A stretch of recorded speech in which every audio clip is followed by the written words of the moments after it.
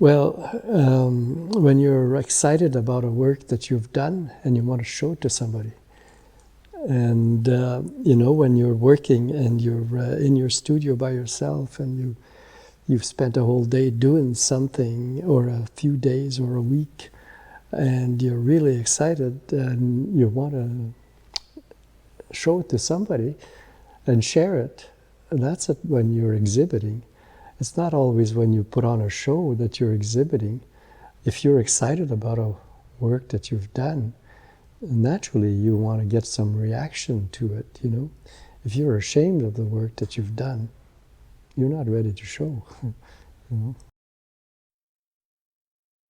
If you're still building your reputation, like some artists have a large enough reputation that curators are going to recognize their work and be interested in showing it, again, if it fits the mandate and what the gallery is interested in, what the curator is interested in. But I think a lot of it is also just making those connections with the gallery and with the curator, and especially that's important on a local level.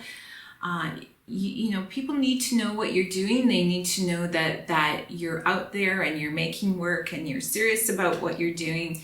So being present in art functions, art events in the community, going to hear other artists speak, shows that you're engaged and you're serious, and then curators are going to start looking at you and being interested in what you're doing as well. Oh my goodness, to promote my work actually is putting it out there, like taking a risk and applying to get some shows in unexpected places. And I love the tea rooms and the coffee shops. That's actually how my career started, was with that, and it always will be like that. Probably if there's a weakness in my practice, I'm not a great self-promoter. And I think when I say that, I think it's important to trust in some ways curatorial practice and trust the art world, and it will give to certain things attention when the time is right. But I do find as time goes on, and I've had to make myself, because I'm kind of a shy character at times too, is I've had to make myself a better self-promoter in sending, I sent a package out this morning to someone. I'm thinking, why am I sending this? And I'm saying, hell, just send it, because what's the worst they can do? They can laugh at you, okay, or they can ridicule you. I'm kidding.